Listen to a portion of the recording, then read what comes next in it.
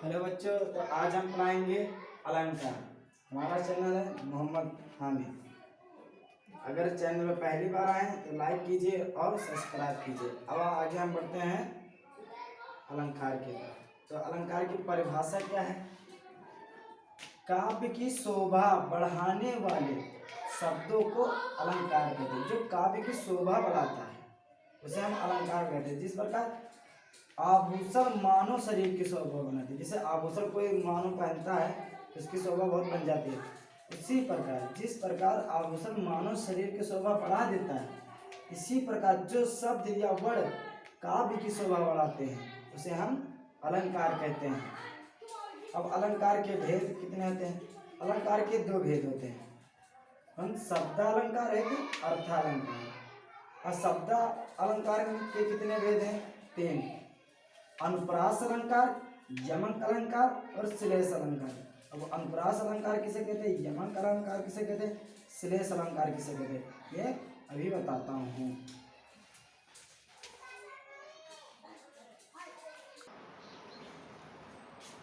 तो ये बच्चों है पहला अनुप्रास अलंकार। अब अनुप्रास अलंकार किसे कहते हैं ये देखते हैं। जहाँ वाक्य में एक वर्ड की आवृत्ति बार बार होती है वहाँ पर अनुप्रास अलंकार होता है। जैसे जहाँ पर एक वर्ड है उसकी आवृत्ति बार बार होती है तो वहाँ पर अनुप्रास अलंकार होता है। जैसे चंदू के चाचा ने चंदू की चाची को चांदनी की रात में चांदी के चम्मच से 4 चम्मच चटनी चटाई।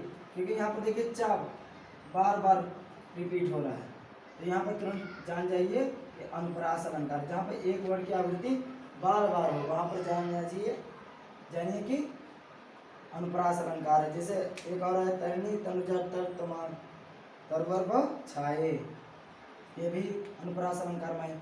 अब दूसरा क्या है, यमक अलंकार। यमक अलंकार जहाँ इसी तरह यहाँ जहाँ पर एक शब्द का प्रयोग बार बार हो, इसमें जहाँ पर एक वर्ड की आवृत्ति बार बार हो, जहाँ एक शब्द का प्रयोग बार बार हो और उसके वितने ही अर्थ निकले तो वहाँ पर यमक अलंकार होता है। जैसे कनक कनक के सौगुनी ना दकता अधिकार वह पाए बौरा जग खाए बौरा।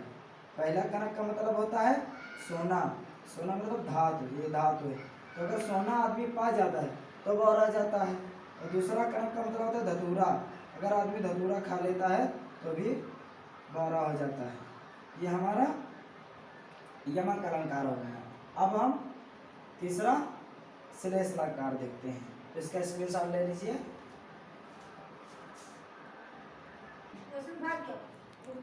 तो देखिए बच्चों, ये हमारा है श्लेष अलंकार।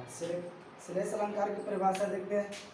जहाँ पर एक शब्द की आवृत्ति एक ही बार हो परंतु उसके अर्थ अनेक हो तो वहाँ पर श्लेष अलंकार है। जैसे जहाँ पर एक शब्द हो लेकिन अर्थ उसके अनेक हो यानी तमाम हो तो वहाँ पर श्लेष अलंकार होता है। जैसे उदाहरण देख लीजिए, गुण ते लेत रही जन सलिल कुपोत काढ़े, ये हमारा उदाहरण लिख देना पेपर में। तो देखिए इसका अर्थ एक शब्द है लेकिन अर्थ इसके अनेक है। एक गुण का मतलब होता है गुड़ और एक गुण का मतलब होता है रस्सी। तो हमारा दोस्त ये हमारा अर्थ शब्दालंकार हुआ। अब हम आगे बढ़ते हैं अर्थालंकार की तरफ।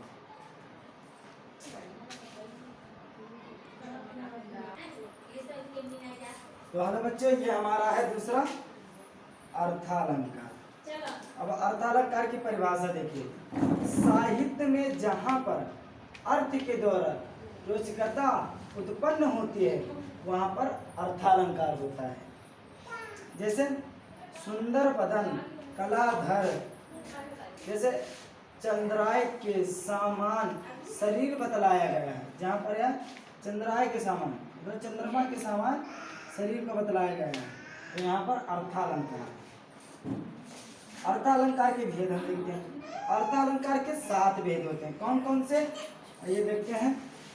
उपमा अलंकार, दूसरा रूपक अलंकार, तीसरा उत्प्रेक्षा अलंकार, चौथा अतिशयोक्त अलंकार, पांचवा अनौकित अलंकार और छठा है संदेह अलंकार और सातवां लास्ट हमारा भ्रांति मान अलंकार।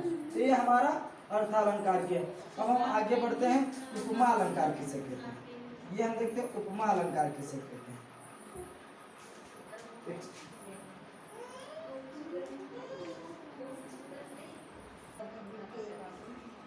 तो हेलो बच्चों, ये हमारा है उपमा अलंकार पहला। अब उपमा अलंकार किसे कहते हैं ये देखते हैं, जहाँ दो वस्तुओं में समानता का वर्णन किया जाता है, मतलब समानता का वर्णन किया है, उसे हम उपमा अलंकार कहते हैं। जैसे जहाँ पर दो वस्तुएं हैं उसमें समानता का वर्णन किया जाता है, समानता मतलब दोनों चीज को समान पद दिया जाता है, वहाँ पर उपमा अलंकार। जैसे उदाहरण देखिए, अरविंद सो अनन रूप मरनन अनिदित लोचन भ्रंग। इसका अर्थ समझते हैं, कब ने इन पंक्तियों में मुख को कमल के समान बतलाया। अतः यहाँ पर उपमा अलंकार, यहाँ समानता देखो, यहाँ पर मुख को कमल के समान तक ने बतला दिया। तो यहाँ पर देखो समानता की गई है, तो यहाँ पर समझ जाइए यहाँ पर उपमा अलंकार। अब उपमा अलंकार के भेद होते हैं, हम देखते हैं उपमा अलंकार के भेद कितने होते हैं। इसके 4 भेद होते हैं, एक उपमेय, दूसरा उपमान, तीसरा साधारण धर्म और चौथा वाचक शब्द। और पहले क्या, उपमेय। अब उपमेय देखते हैं किसे कहते हैं, उपमेय वह वस्तु जिसकी तुलना या समानता की जाए।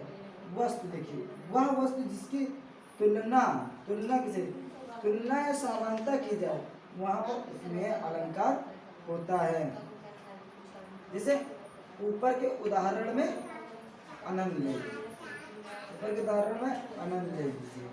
यहाँ पर आनंद मतलब अरविंद सो आनंद, यहाँ आनंद है, आनंद को तुलना की जाती है, समानता की जाए।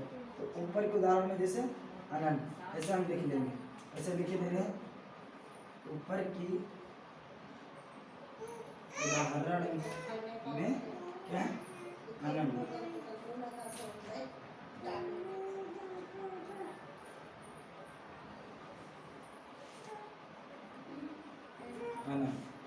जैसे ऊपर की तरह, ये हमारा उपमेय। अब हम समझते हैं उपमान किसे कहते हैं, इसमें साल ले लीजिए।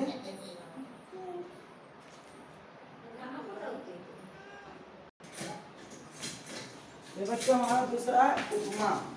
उपमा किसे कहते हैं, जिस वस्तु से तुलना या सगनता की जाए उसे हम उपमान अलंकार कहते हैं, उपमान कहते हैं। जैसे ऊपर के उदाहरण में अरविंद था, तो ये संगता की गई, तुलना या संगता अरविंद के साथ, अरविंद सो अनन रूप मरनन अनिदित लोचन भ्रंग किए, क्योंकि अरविंद के मुख को कमल के समान बतलाया गया था ना। तो जैसे ऊपर के उदाहरण में अरविंद।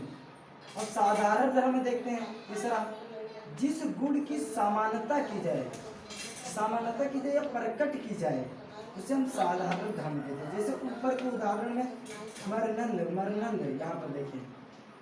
अब चौथा क्या, वाचक शब्द। वाचक शब्द किसे कहते हैं, जिन शब्दों के द्वारा समानता प्रकट की जाए वे वाचक शब्द कहलाते हैं। जैसे ऊपर के उदाहरण में सो था, अरविंद सो अनंत, ये हमारा सो होगा।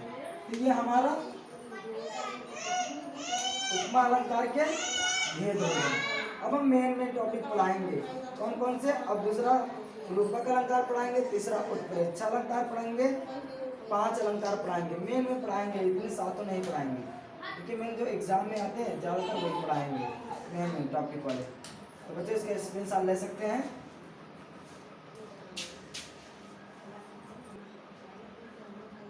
तो बच्चे ये दूसरा हमारा है रूपक अलंकार। और रूपक अलंकार देखते हैं, जहाँ उपमेय प्रस्तुत का उपमान अप्रस्तुत का भेद रूप से आरोप होता है, वहाँ पर रूपक अलंकार। जहाँ पर उपमेय में उपमान का रूप दे दिया जाता है, किसी भेद का रूप दे दिया जाता है, तो वहाँ पर हमारा रूपक अलंकार होता है। जैसे हम उदाहरण देखते हैं, चरण कमल बंदो हरि राई, ये हमारा उदाहरण, चरण कमल बंदो हरि राई। देखिए यहाँ पर अर्थ, जहाँ पर चरण को कमल की समानता अभेद से पूर्ण रूप से दे दी गई है, अर्थात कमल चरण को कमल का रूप दे देगा। मतलब चरण है जो पैर, चरण पैर, चरण को कमल का रूप दे दिया गया है, अतः यहाँ पर रूपक अलंकार है। समझ में तो आ गया होगा। अब हम अगला बढ़ते हैं, उत्प्रेक्षा अलंकार। उत्प्रेक्षा अलंकार है क्या है? जहाँ पर उपमेय में उपमान की संभावना अथवा कल्पना की जाए वहाँ पर उत्प्रेक्षा अलंकार होता है। यह अलंकार मानहु जन जानहु इत्यादि वाचक शब्दों से प्रकट किया जाता है। इसका उदाहरण देखें, मानहु सूर्य काढ़ डार है वार मध्य ते में, ये हमारा उत्प्रेक्षा अलंकार हो गया। ये एग्जाम में ज़्यादातर रूपक अलंकार, उत्प्रेक्षा अलंकार और उपमा अलंकार ज़्यादातर एग्जाम में पूछा जाता है। तो इसका स्क्रीनशॉट ले सकते हैं।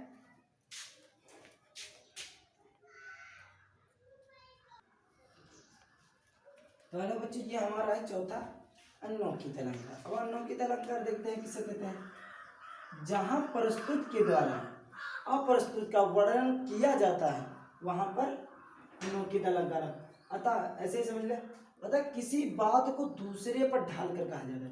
जैसे किसी की बात है, हमारी बात है, किसी की दूसरे की बात पर ढाल कर कह दिया तो हमारा वहाँ पर क्या हो जाएगा? अन्नोखित अलंकार हो जाएगा। अतः किसी बात को दूसरे पर ढाल कर कहा जाता है, वहाँ पर अन्नोखित अलंकार। अब इतना ही लिख देंगे कि जहाँ पर किसी बात को दूसरे बात पर डाल कर कहा जाता है वहाँ पर अन्नोखित अलंकार होता है।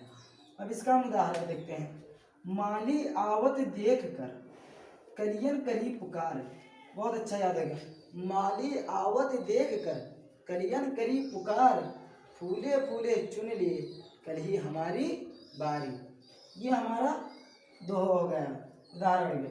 अब इसका हम नोट समझते हूँ अर्थ। इस उदाहरण में मतलब इस उदाहरण में माली कहकर मृत्यु की ओर संकेत करके मनुष्य की संकेत किया गया, मनुष्य की ओर संकेत किया गया। इसलिए इस दोहे में अन्नोखित अलंकार है। अब हम लास्ट देखेंगे अतिशोहित अलंकार। अतिशोहित अलंकार क्या है? जहाँ पर का वर्णन बढ़ा चढ़ा कर दिया जाए वहाँ पर अतिशोहित अलंकार होता है। तो अभी हम लिखवा दे रहा हूँ, इसका स्क्रीनशॉट ले लीजिए।